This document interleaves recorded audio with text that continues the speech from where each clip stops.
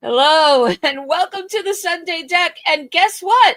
It's not a rubber game Sunday, everybody. But is that something to celebrate? Hell no. We got so much to talk about, and I know I say that every week. And by the way, hi, I'm Lynn. Next to me is Sierra.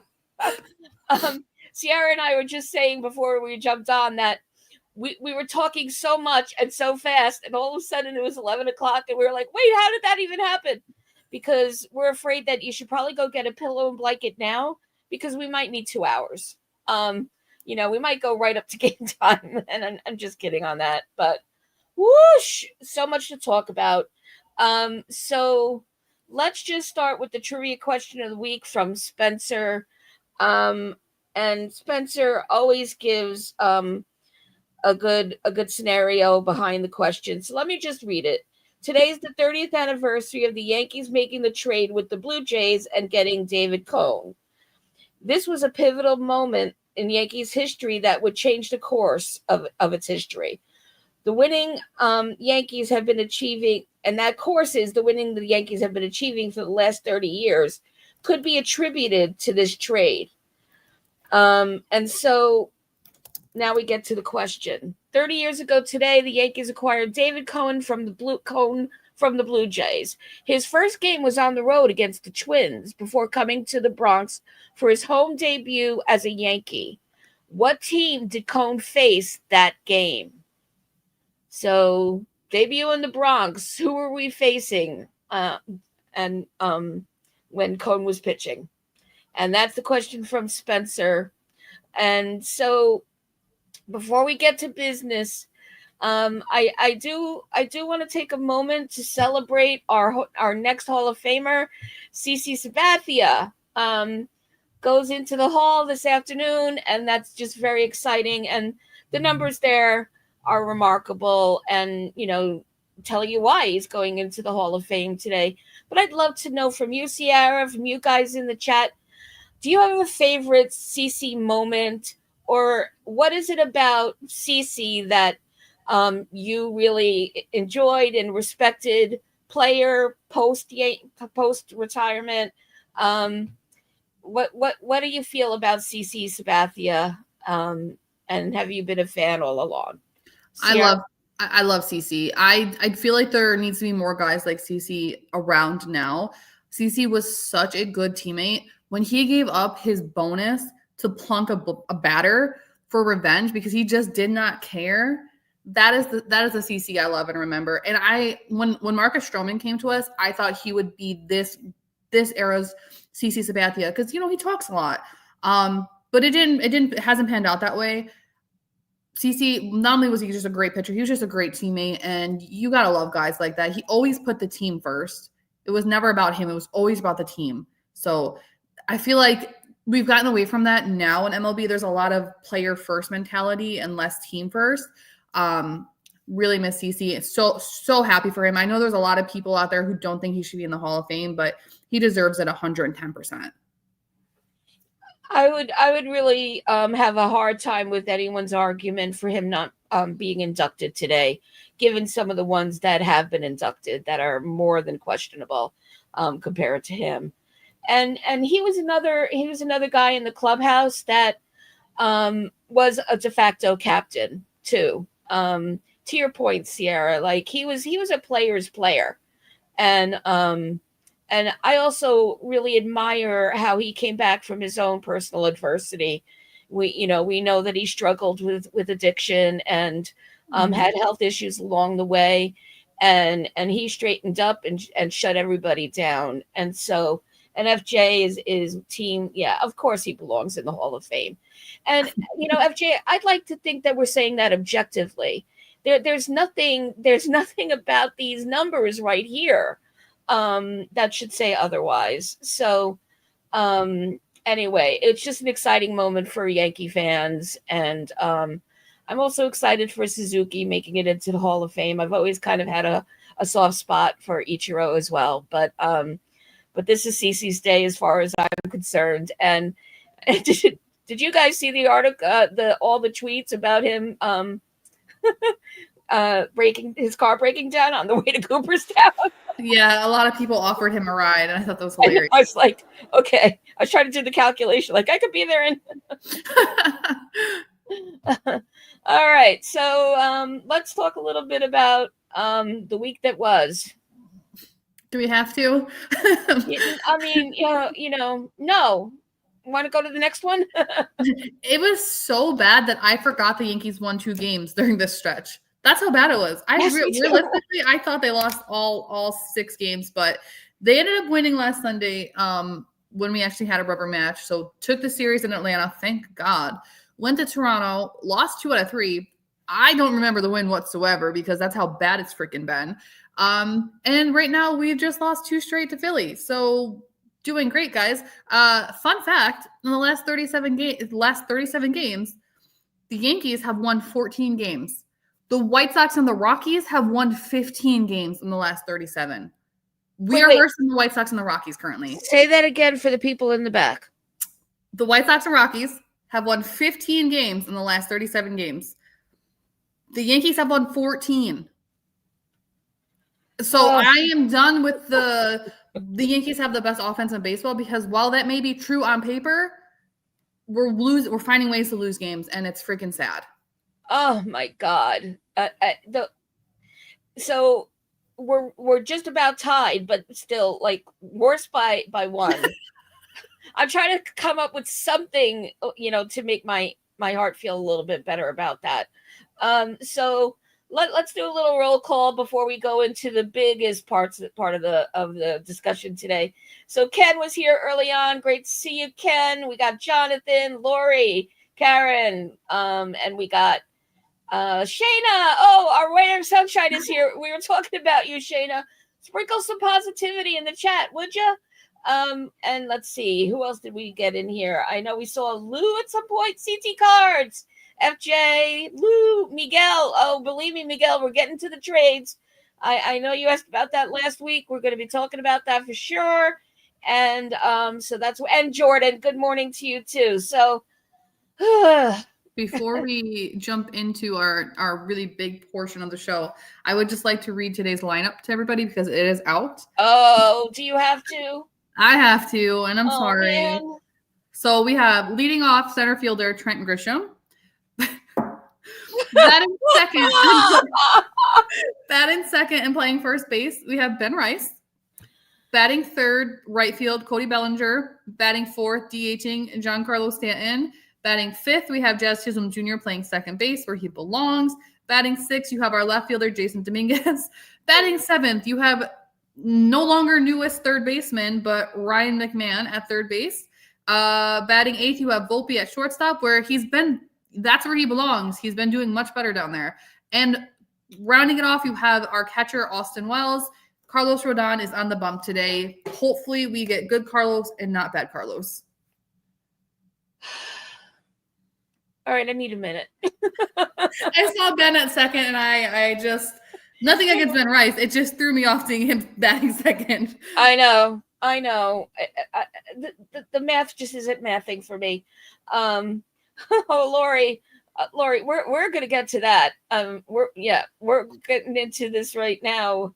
We have our list for news and views with that flame in the middle of views is long and hardy. So go ahead with start with the good stuff, Sierra. I wanted to share some positivity. So I channeled my inner Shayna this morning to find some positivity to talk about. We have had Jazz Chisholm Jr. for 1 year now. He became a New York Yankee on July 27th of 2024. Now, lately, has Jazz been a little frustrating? Of course, but so has the whole team. Overall, though, it's been a pretty good trade.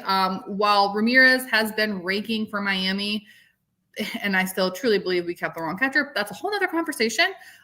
Jazz, over the course of his first year with the Yankees, and we're talking July to July, 29 home runs and 28 stolen bases. He has an 837 OPS. And for those of you who care about weighted runs created, his WRC plus is 135. So overall, Jazz has been a good move. Now that he's back at second base, I do feel like moving forward, it'll be the best thing for Jazz and for the Yankees. With that being said, I do need him to clean it up a little bit as of late.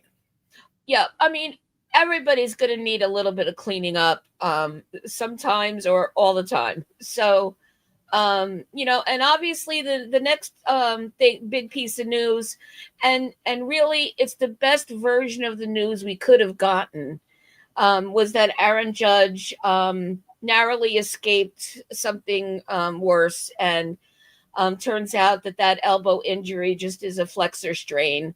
And I still say I say just because how close it could be to have been a torn ligament. And so 10-day IL for him. Now, if you want to listen to Boone and believe him, it's hard to say that with a straight face. They're going to start, working him right away. Couple of days of rest and then ramping him up, and that they really do think it's going to be just a 10-day stint. And so we should feel good about the fact that it's not Toegate. You're not losing him for weeks and weeks.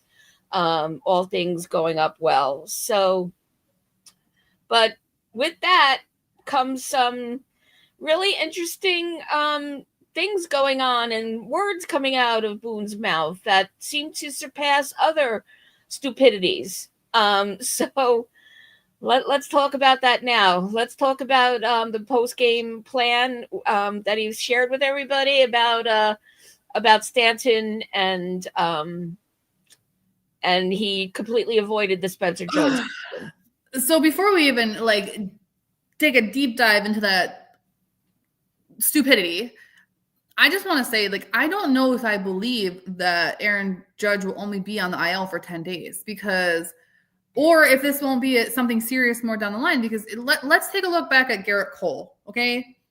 Garrett Cole missed half a season and then was okay, and then came back in 2025 and had to have Tommy John surgery. So I'm not sure how much I believe that Judge is going to be okay at this point. Also, you can look at somebody else in the league.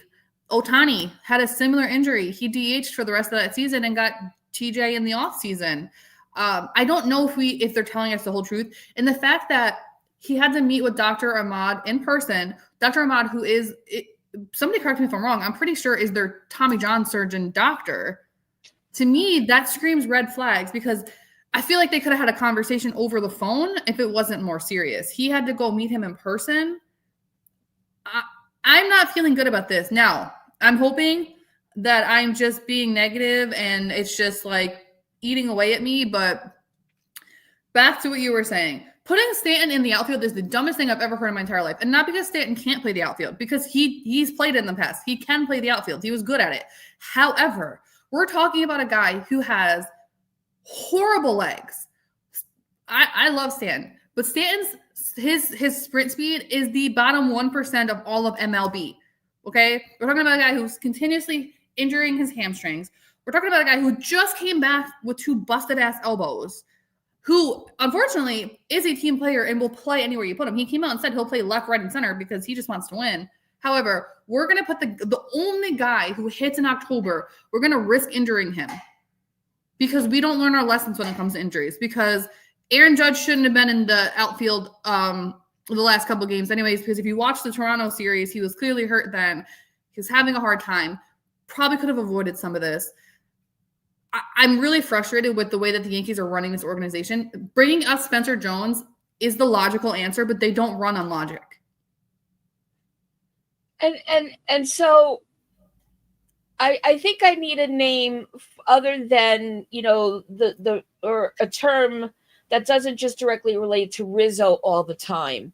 But answer me this. How could it be that any one of us, many of us, I'm sure, not just me and Sierra, because we talked about this, were watching that game and instantly put our fingers to the keyboard saying, oh, I don't like that grimace on Judge's face. What the hell was that? Mm-hmm. And you saw the clips 12,000 times yesterday. It was a quick thing, right? It was like a grimace and like a deep breath. And then he fixed his face. How could it be that they didn't see that? How even then? And you know what the answer is? They did, but they fluffed it off like they always do. and that should have been the first tell then. And to all the folks at Twitter that came at me and said, I didn't see that. What are you talking about? Yeah, I know you're denying for your mental health, but Well, and I then accept your apology. that same game, they asked Boone about it in the post game, and he said he's fine. There's nothing wrong with him. But it takes you back to spring training when in the same day, Boone came out and said all the medicals are in and everyone's healthy. And then later that day, half the bullpen was injured. DJ LeMahieu was injured. Marcus Stroman wasn't ramped up, and I'm never going to believe anything Boone says when it comes to medicals or injuries, because I mean you can look at Clark Schmidt. Clark Schmidt had a sore forearm for how long before they finally sent him for MRIs to find out he needed a second Tommy John surgery in his career. Jason Dominguez, when he had his Tommy John surgery, how many days did he throw after he was initially injured before they were finally like, oh, you know what, maybe something's wrong with Dominguez?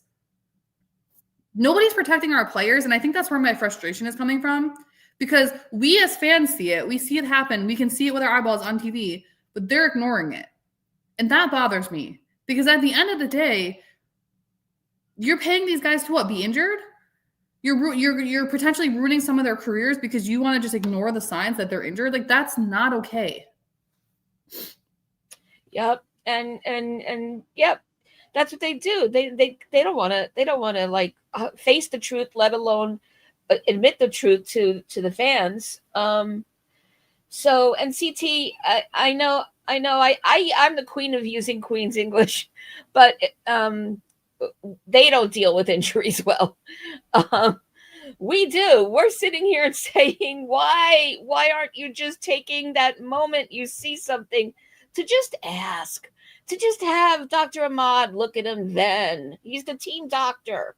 So it's just, nope, let's just ignore and keep moving forward. And Judge being Judge, like so many others before him, just kept on keeping on. So it's just, I need to understand why they do it that way. An ounce of prevention is worth a pound of cure. I am going to also put some blame on Judge here as well. He came out in the media and said that he avoided going to the doctor because he feared for the worst. So not only are you risking your own career, but you're putting the team at danger because you don't want to get checked out by the doctor. That is not what a captain does. Okay, I understand you want to play and I understand that you want to contribute. But when this team is down as bad as they are and you feel like you're injured, as a captain, it is your duty to get that checked. It is your duty to go to the manager and say, I can't play because I can't throw the ball. So for you to come out afterwards and say, I had a hard time throwing the ball in from the outfield, like that is an issue, in my opinion. Nobody handled this well. Boone didn't handle it well. Judge didn't handle it well. The training and medical staff didn't handle it well. It just really frustrates me because then you just looking across the board this season, I already brought up Clark Schmidt, but then you also look at Mark Leiter Jr., who played with a freaking broken leg. He pitched in 4 games with a broken leg. I understand all teams deal with injuries, but are teams dealing with the extent of injuries like the Yankees are, where they're just ignoring them and people are just dropping like flies at this point? And it's also some of the fan base. Like, I know we don't want to lose Judge for any amount of time, but I had a doctor on Twitter say, well, he really doesn't have to go on the IL, just put him in as DH because he could still hit with that injury.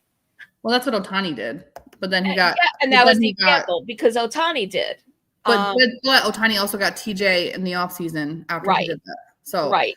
And maybe that'll be our tell, is if they, do bring him back after 10 days and straight to DH, which, well, they already said that would be the plan, then maybe that's what we're facing. That's my concern. Are we going to lose Judge for the 2026 season? The guy's getting up there in age. Like, he's running out of prime years.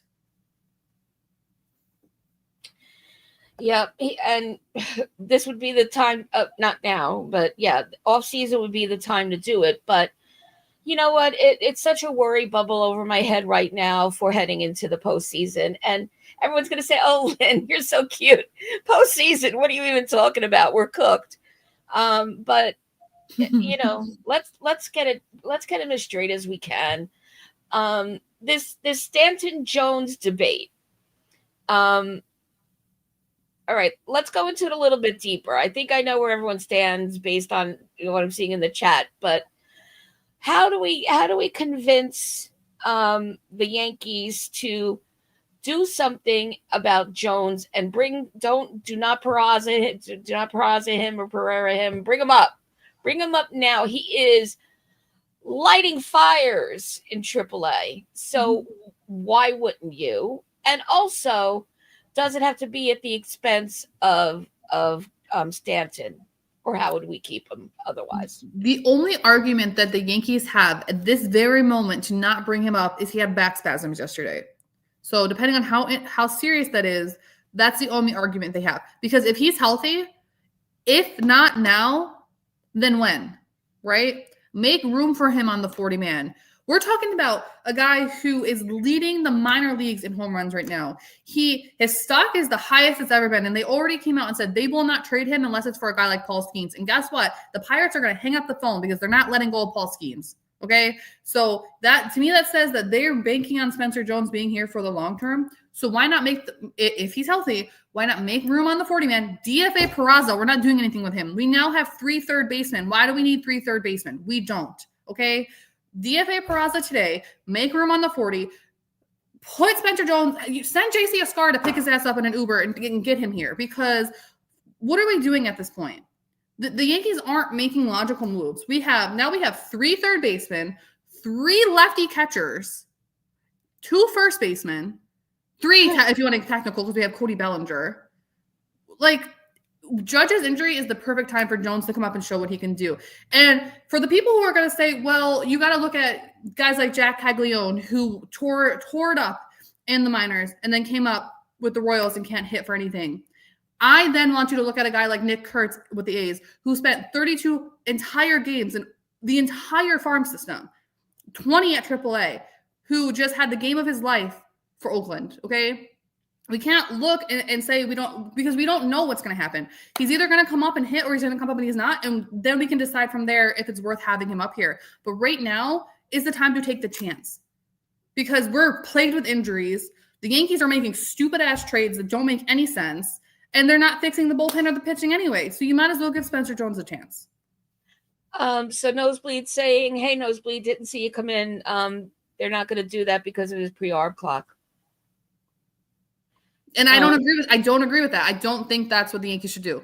I understand that's what they will probably do, but I don't agree with it.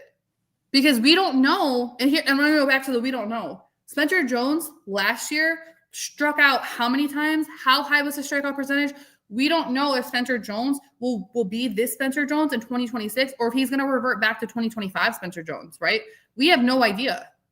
I'm just saying his stock is the highest it's ever been. And if you're not going to trade the guy to get us some ace pitchers, then give him a chance to play. Right. Yeah, it really is shit or get off the pot at the, when it comes to him, because and he could be as much lightning in the bottle as Rice 1.0, not Rice 2.0 was. And so, yes, that's very true. So Triple Crown last night, great. But we just don't know. Nothing's guaranteed. Christ, look at this year. That's like the phrase of the century for us. And Pereira is killing it right now. But again, we have both good, bad, and ugly stuff about Pereira too. So right now he might be, and so I'm a Pereira fan. I was sad when he went down with his injury last year, because I felt like that kind of killed his chance at coming up. But I think Spencer Jones is tearing the cover off the ball right now. And the fact that the Yankees are ignoring it is just, I don't know, man. I think we're crazy to ignore it. Yeah. And Boone looked like, well, when doesn't he look like a deer in the headlights? So I guess that's kind of redundant. But it was one of the first questions he was asked yesterday was, you're planning on bringing Spencer Jones up? He's like, oh, I haven't even had time to even think about that. I was managing a game, and so were you though, Boone? So the chat seems to be, so Lori's saying bring him up. Yeah, I think, let's get that look on him. Let's get that look at him rather, and get him up here and figure out the paperwork and the rules and the ARB and the whatever. Get him on that 40-man ASAP. We definitely, have DFAs that we can make that whose name is not Giancarlo Stanton. But then, of course, the question becomes, what do you do with Stanton? Well, and that goes back to your question about Jones versus Stanton. Regardless of which way we slice it, Stanton's screwed, which sucks for us as fans because I know that there's people out there that think Stanton is the one clogging up the pipeline right now.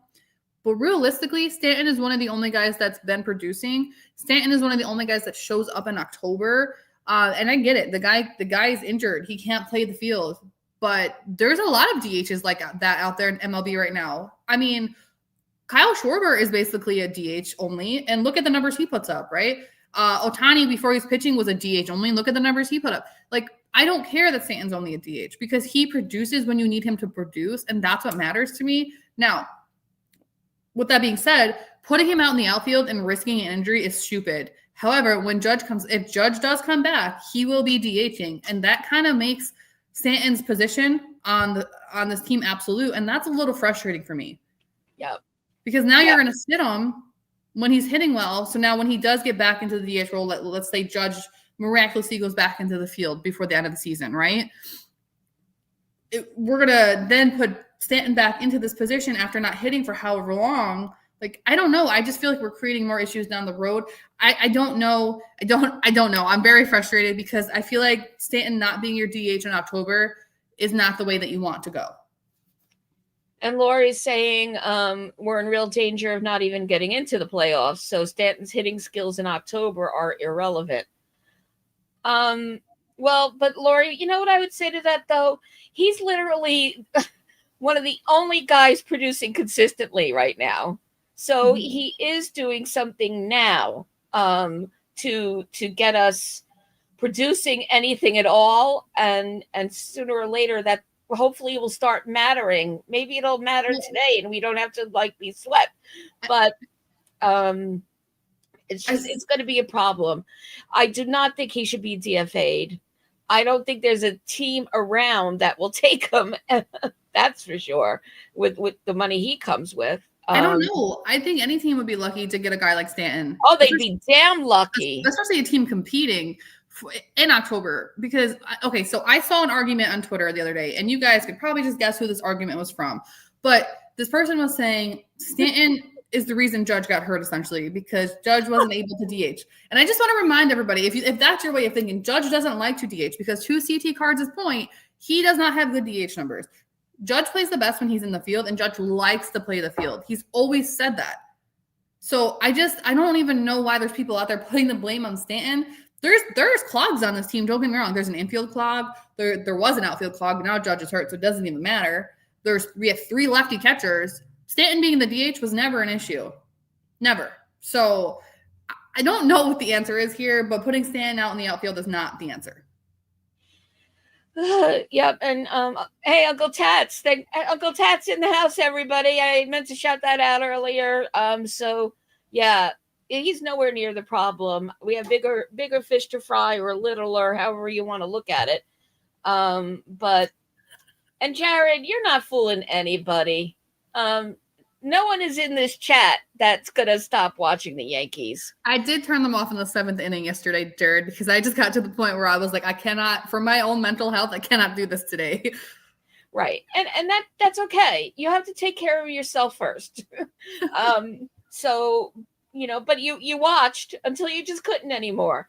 None of us are going to stop watching. And I believe you, Jared. I believe you're dead serious.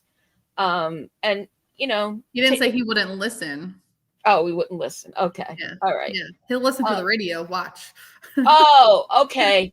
Hey, that's a really great strategy. That's a really good coping mechanism, Jared. I might take that and run with it. So we just don't know what's going to happen. We could debate the Stanton-Jones thing forever, and we'll still be surprised, and it'll be something unexpected and even more stupid than we could have imagined right now.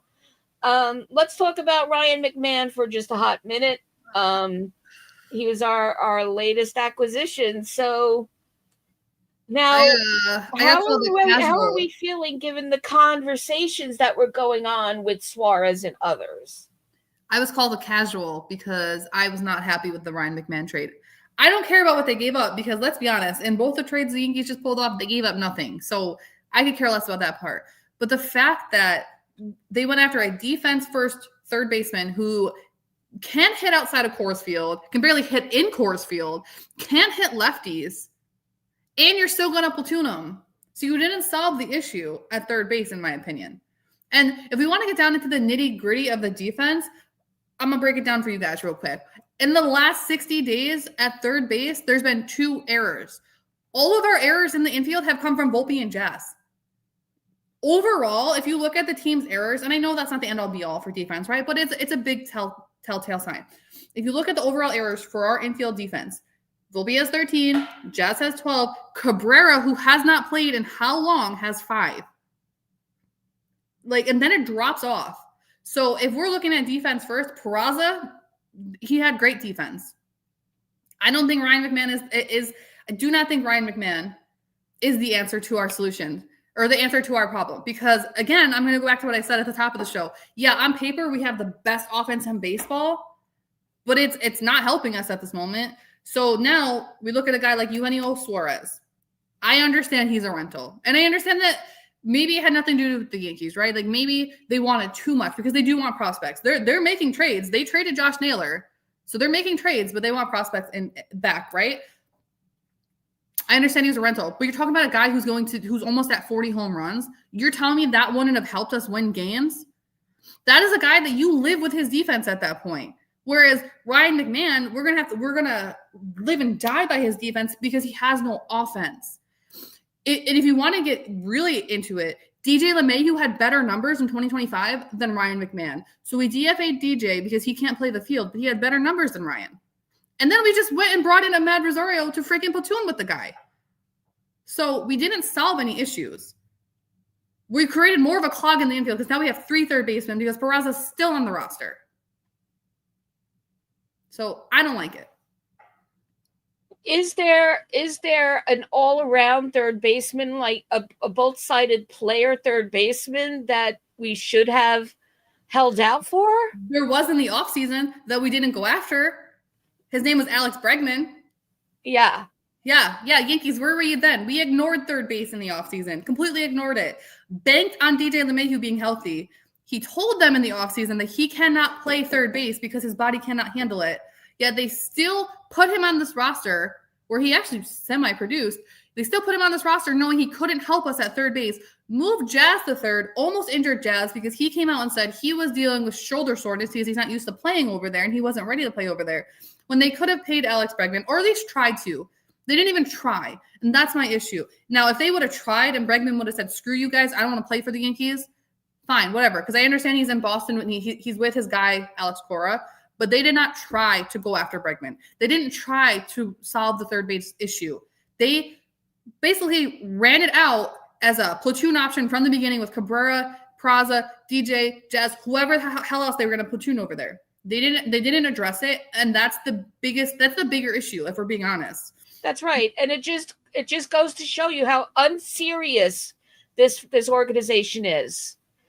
They think that we have to erase our memories of the mentality that it's championship or bust if we want our mental health to stay intact, because that's not what this organization is about. They'll talk the talk, but if they try to walk the walk, they'll trip on their own ass. So, this is just the most unserious, unstructured, dysfunctional front office. It's an embarrassment to the reputation of this organization and what we've always stood for. And I'm just beside myself that season after season, it's deja vu all over again, Yogi, that we're having the same kind of conversation. Opportunities missed. Bottom of the dumpster acquisitions. He ain't half bad, but he's also not half good. Let's bring McMahon. when we could have taken a further look at our farm, maybe even. But yet here we are. And so at least I was nervous with McMahon and his 2 strikeouts at first, and then you reminded me, Sierra, that he did get 1 hit yesterday. But as Joe Girardi would say, it's not what you want. This is not who we would want. But when do we ever get who we want? Yeah. Yeah, it's so frustrating. You know what's even more frustrating is, so we're playing the Phillies currently, right? Remember, and I'm not upset. I can't dwell on it too much because we got Stanton, so we got my guy. But remember back in the day when Harper was an option, and Cashman basically said no because Harper can't play third base or first base. And now, what has Harper been doing since recovering from Tommy John? Right, he's been playing first base, and he plays it pretty damn well, and he still puts up offensive numbers. So I think it stings even more when things like that happen because you're looking at the what could have been. Versus what we have. And that's no shot at Goldie, but Goldie is not a long-term solution, right? We brought him here as what did I call it? A stopgate. I don't even know what the word is at this point because I'm so frustrated, but he's only here for this season. Stopgap, yeah. Thank you. Stopgap. What is the word? So again, like we ignored third base. We brought in a stopgap for first base. Like our starting pitching is just falling apart at the seams.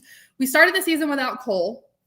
We started the season without Schmidt, got him back, lost him again. We still don't have Luis Heel. We started the season without Marcus Stroman, but honestly, he hasn't been very much help since being back. Will Warren, you don't freaking know what you're getting out of Will Warren. Cam Schlittler, we've seen him once, right? Like, we don't really know what we're getting out of him yet either. He looks great. Don't know what you're getting. And that's about it. Oh, and Fried and Rodon are starting to break down. Yeah, so...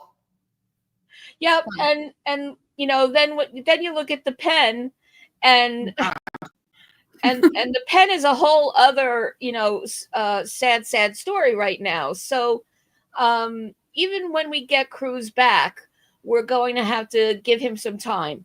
Weaver, you cannot tell me that Weaver is not broken. There's something going on there that is being kept under wraps. Yes, I'm calling a controversy here, and I'm highly suspicious because you're just not seeing him where you would expect to see him, and so that has me highly sus, as you young kids like to say. So and let's talk about Johnny Loizaga for a minute. Is he back? Because is he really back? And can we send him back where he was? Because he is doing nothing, nada, nil, zilch, but causing more problems. I think there's 3 issues going on with the bullpen at the moment that are just all kind of causing everybody to break down. First of all, we're riddled with injuries, right? Like, everyone is injured. Secondly, our starting pitchers can't go more than 4 innings. So our bullpen is being overworked. And thirdly, our catchers don't know how to call good baseball games. Devin Williams basically came out and said that he didn't like the way the games were being called, and ever since calling his own game, he's pitching better. So you put all that together, and you have this monstrosity happening. The Yankees have given up the most home runs in the month of July at 35. The Twins and the Rockies are behind them at 33. So do with that as you wish. Or I'm sorry, the Cubs and the Astros are behind them at 33. But we've given up 35 home runs in the month of July, and the most in MLB. Now, if you're going to look at other numbers, they're overall they're just bad. Okay, they've given up the most runs in the month of July at 131, which is 8 more than the Rockies at 123. In the month of July, the Yankees pitching has a 6.29 ERA, which is the highest in the league in the month of July. So I'm really holding out hope. This is where I'm going to be positive. I'm really holding out hope that these horrible trades that were just made, where we gave up nobody, were so little because they're going to go out and sell the farm to get us some starting pitching and some bullpen help. Because if we don't get pitching, even if we sniff the playoffs, we're not going anywhere. You need pitching.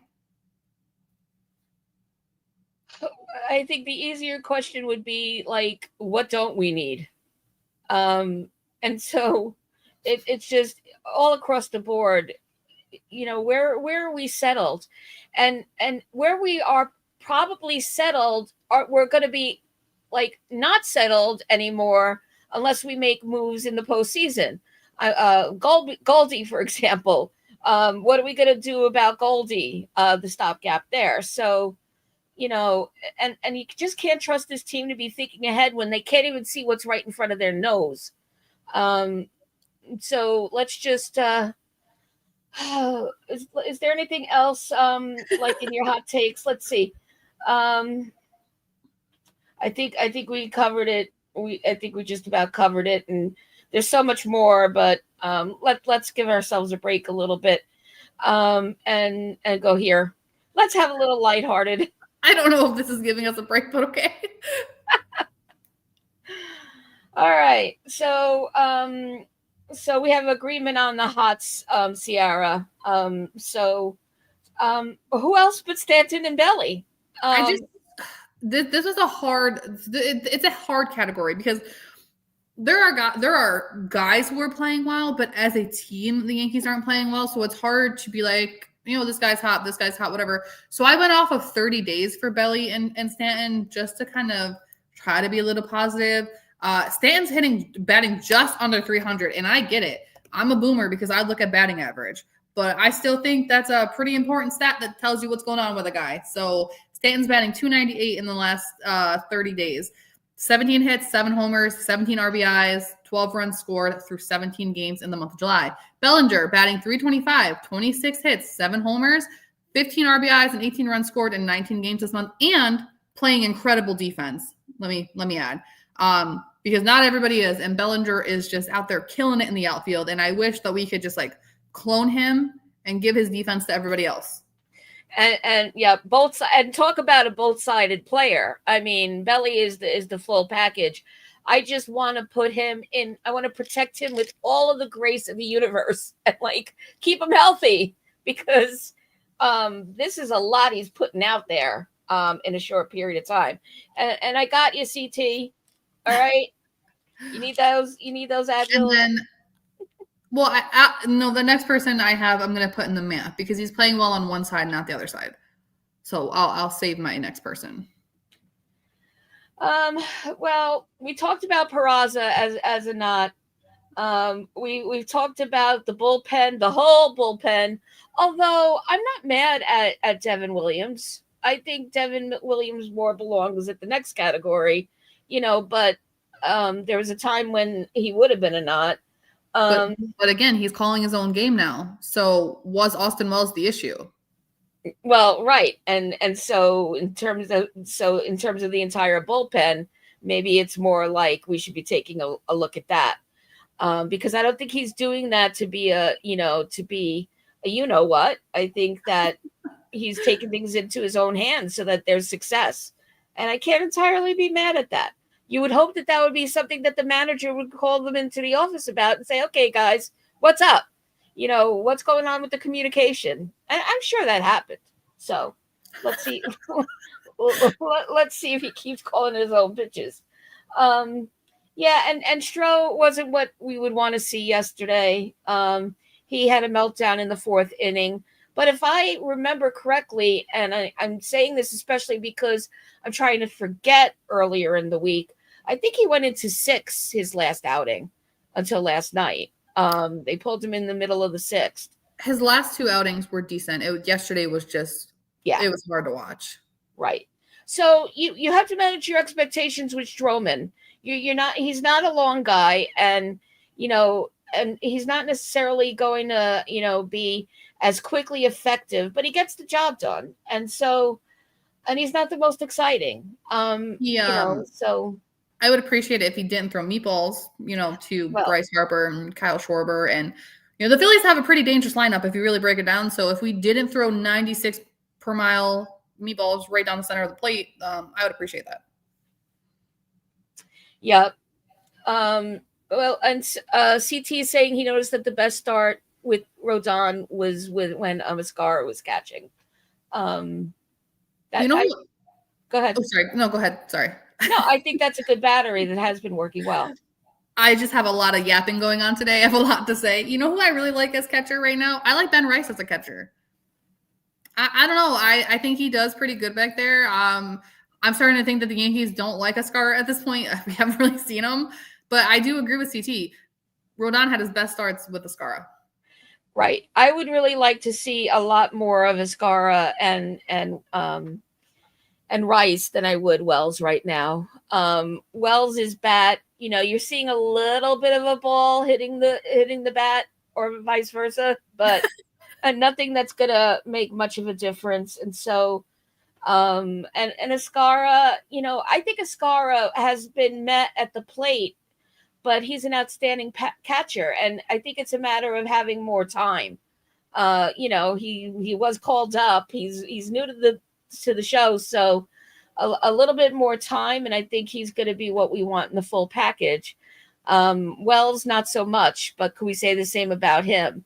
You know, that he's being every third. You know, that now that there's three of them. Well, and I think the reason I like Rice so much is he reminds me of the old school catchers. And granted, he hasn't been super successful, but when he tries to throw out a runner, he does it from his knees. He doesn't waste his time getting up or anything. Like, he stays on his knees and does it that way. And I don't know. I feel like you're saving time. You're quicker doing it that way. So if he can finally make that connection and throw a runner out. Right. So let's talk about our heroes. Yeah, I got a little creative with this one because originally I just laughed and was like, what the hell are you talking about, Lynn? I'm going with Spencer Jones because Spencer Jones on Thursday hit 3 home runs in one game. Spencer Jones took and extended the home run lead for the entire MILB. Oh my God, these letters are killing me today. So Spencer Jones, you are my hero right now. Again, I hope the Yankees are listening. Nick Kurtz for the A's played 32 total games in the minors from single A all the way up to triple A. So I don't want to hear that we've only seen 19 games out of Spencer Jones at triple A, because now is the time to see what the kid can do. Absolutely. And you got my vote on that, Sierra. I would be so excited to get him on the 40-man and get himself an Uber card and let's just send get JC him a star to get him. He's just sitting on the bench. Yep, absolutely. And so yeah, Jared, you're here all week, right? You got that Vegas residency going for the show. And CT, you stole mine. But up above, that was mine. Bellinger is my hero. Still haven't gotten his jersey, but I'm gonna. I just, you gotta love him. He always looks like he's about to fall asleep, but he is so alive on the field. Oh, Lynn, that's because he does some extracurriculars outside of baseball. Billy doesn't even know where he is half the time. Let's be real. You know, and maybe that's the key to success. Maybe it's like, forget where you are and just, you know. When we were playing the Subway Series, I'm pretty sure he was thinking to himself, so there's 2 New Yorks, because he's just like on another planet 90% of the time. Jared, we knew you were joking, by the way. Yeah, Belly just fit right in there, and CT, you know, to CT's point, and he does like to play here. I hope we could keep him. He is having, if you look at his MVP season, he's having that type of season right now. But because he plays with Aaron Judge, nobody's talking about it. I know, and we need to talk more about Belly. And if this is the show that has to do it, we're going to continue to do it. And I want to really dig back to, you know, his previous stats to see the Yankee comparison versus his previous teams, but he needs to stay here. He's another one, and I know we're going to have a cold stove conversation around these kind of things, but a hot stove rather. Well, anyway, I really do want to see Belly back. I want my belly back. I want my belly back. All right. So those are our heroes. Not really seeing other than Belly, and not seeing much from the chat with that. So let's now let's see, where do we go next? Here we go next. I saw somebody said Volpe, and that's the guy that I was going to say from Maya, because he has picked it up offensively, but Yes. his defense hurts to watch. I think Manny Machado outdid him yesterday and took the lead in errors, but yesterday Volpe was leading the league in errors, so he leads the American League in errors. So sometimes, like, I'm glad Volpe's figuring it out offensively, right? Because he needs it. He really does. I'm sure that kid was stuck in his own head.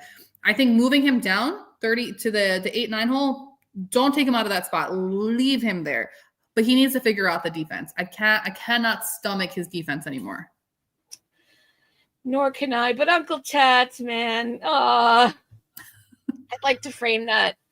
Maybe I'll just leave it on the screen for the rest of the show. Jordan agrees that Stanton is his hero. Well, Stan's always my hero. Yeah, I mean, it's almost redundant. And so let's go here. Let's go here because everyone wants to. Trade deadline makes people crazy. It might as well be tomorrow, everybody. What are we expecting, and how are we managing our expectations with what we're expecting? I don't expect anything. That's the problem. I literally don't expect them to do anything. So everyone goes back to George, right, and how he ran the team. George ran this team as a hobby. He didn't care about spending money. Hal Steinbrenner runs this team as this is his source of income. So he is going to pinch those pennies, okay? Which is crazy because the Yankees probably make the most profit of any team in MLB every single season. But I digress. The Yankees need starting pitching, and they need it badly. And they need a whole new bullpen. Like, you could literally take the entire bullpen right now and put them in the garbage can and just start over, right? Except for maybe Devin Williams. I don't think they fixed the infield by bringing in two infielders. I feel like you just created the same issue because now you're platooning. I am not a fan of platoon, okay? I think that's been clear today. We've seen it with catching last year. We're seeing it with catching this year. We've seen it with third base this year. I don't think it helps this team at all to platoon people. So with that being said, I would really, really, really, really love the Yankees to go out and just get some pitching, because we have 3 left-handed catchers on this team right now, and there are teams showing interest in Rice and Ascara. We have 3 third basemen. We now have 3 third basemen. DFA Peraza now. Get him out of there. And that's nothing against Peraza, but he's not doing anything for this team, and there's clearly no plans for him. So just get rid of him. Right. Let him go shine somewhere else and he deserves that, because he does have it in him. He's just not a fit for us. And so let's talk about that, because I think we do agree. Chad, I'm speaking for you. I hope you don't mind. That pitching is our highest need, both starting and relieving. So let me toss a couple of names of available relievers that I came across. So there's Mason Miller from the A's. He's a right-handed pitcher. So he has 4 years left of his contract.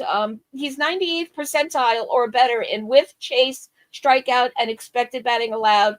He throws MLB's fastest heater, and his slider held batters to a 117 average.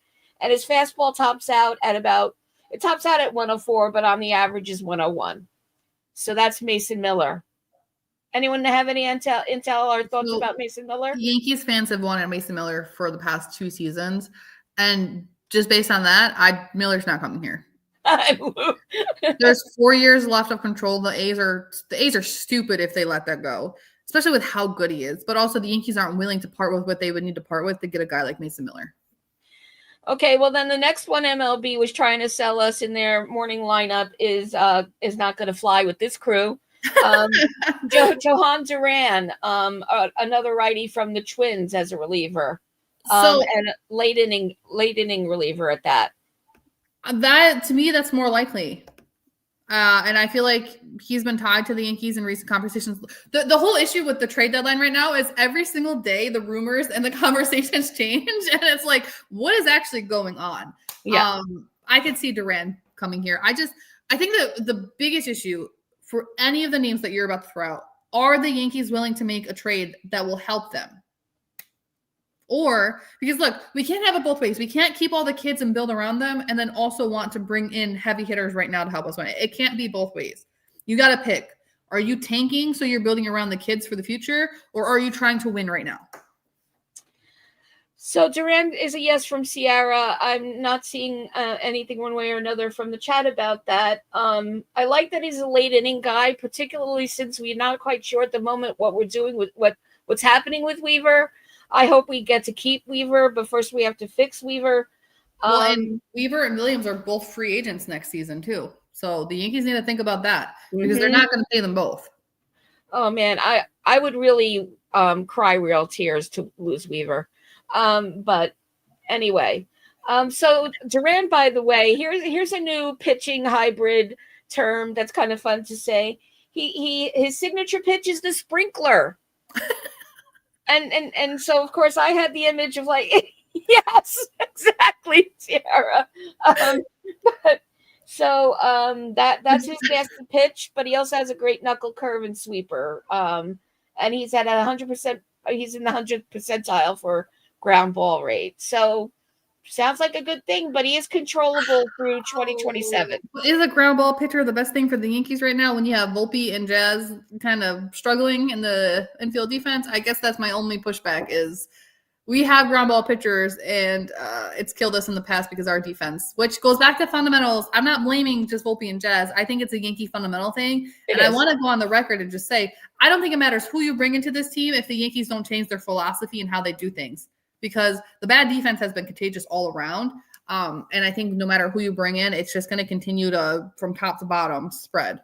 It's like a cancer. CT saying that he wants Seth Lugo from the Royals as a rental. I saw Seth Lugo pitch in person on Wednesday, and he looked pretty good. So. Okay. So there's that. In terms of starters, here's what I read about. I'm just going to go through the list and just put your actions out there. So, Dylan Cease, Mitch Keller. Immediately. Oh, I love Dylan Cease. No need to continue. Keep going. Sarah has spoken. Dylan Cease from the Padres, Mitch Keller from the Pirates, David Bednar from the Pirates, Ryan Helsley from Guards. And why do I have Durant in starters and relievers both? You don't. I put his name on there. I didn't see you had him on there, and I threw him in there.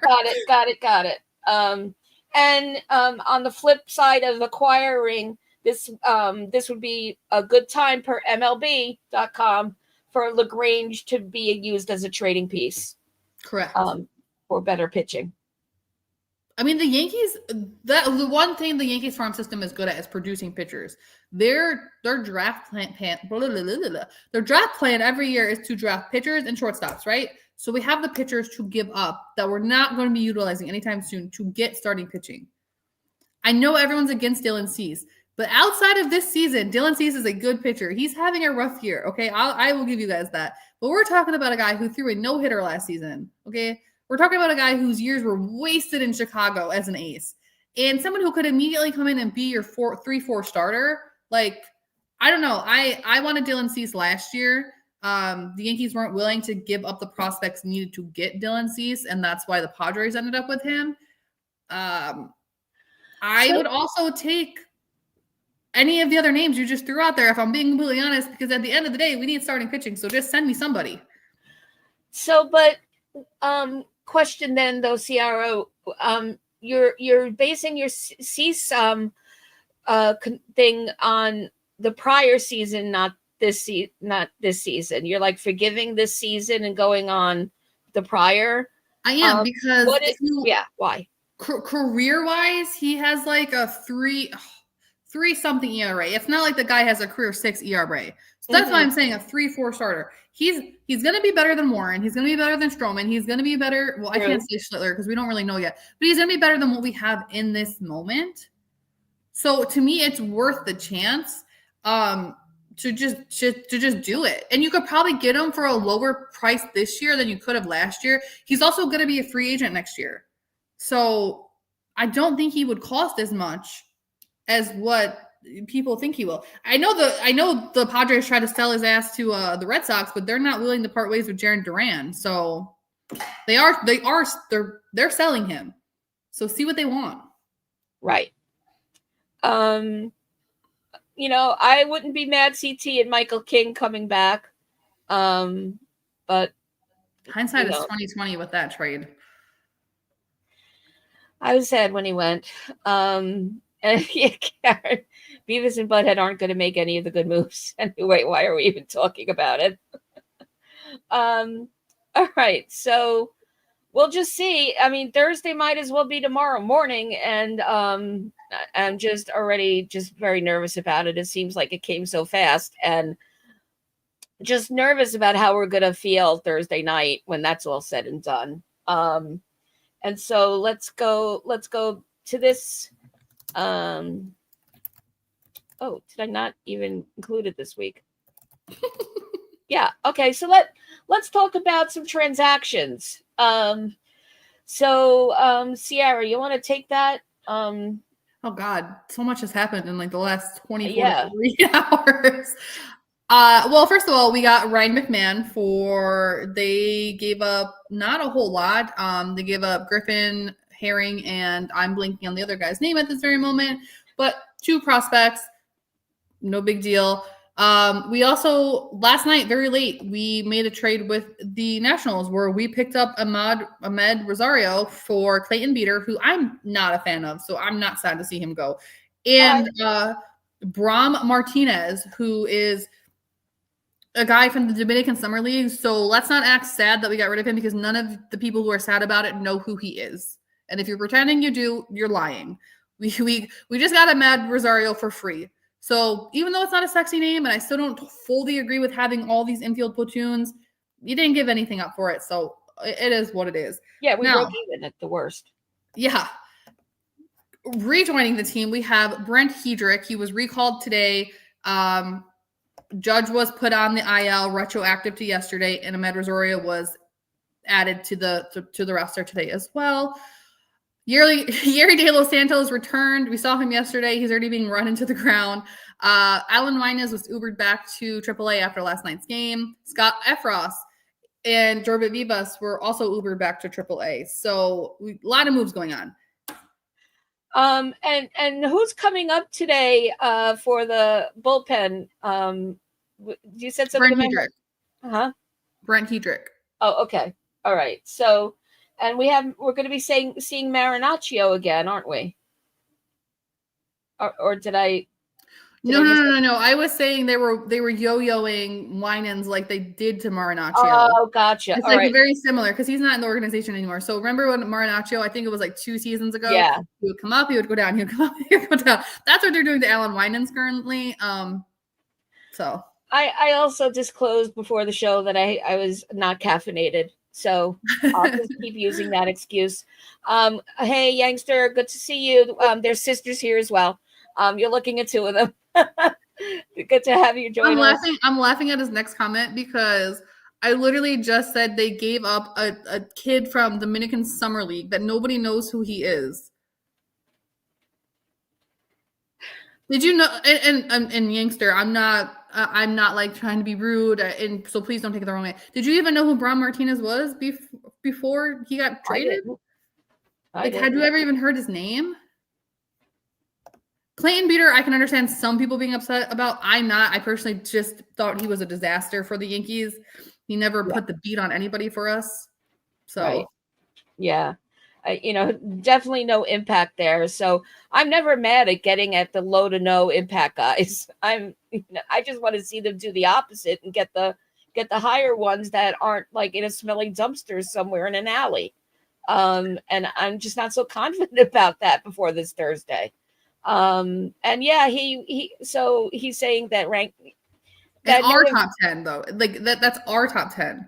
And I get it. That's why I said I think some people will be upset about it. I'm not. If you look at what Clayton Beeter has or has not done for us with the chances he had, I don't hate it. I'm not. I don't think Ahmed Rosario was the answer. Don't get me wrong. I think that both trades that were made for McMahon and Rosario did not fix any issues we had. But I also am not upset about what we gave away. Yeah, and I will agree with this though, Youngster. You're late to the show. Expect you on time next week. But I'm going to put this up too. Well, yeah. If it wasn't for yeah. So, and there's no hope of getting this situation changed. And so it's on us, and it's our own damn fault for still being loyal, because we know what we're dealing with here, and it's just not going to change in any kind of foreseeable future. So might as well talk about what's next. Could it be any worse than what's behind us? Well, I shouldn't have even asked it that way, because of course it could. So here we go. So it's Florida week for the New York Yankees, everybody. So after the Phillies today, and please, could we at least not be swept?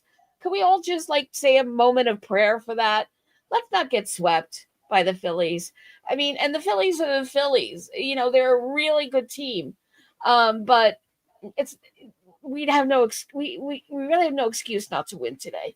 We have Rodon on the mound, and if it's good Rodon, that's the Rodon we want at the mound. He's pretty well matched with the opposing pitcher, but come on, let's just put that out in the world. No Broom for us today, guys.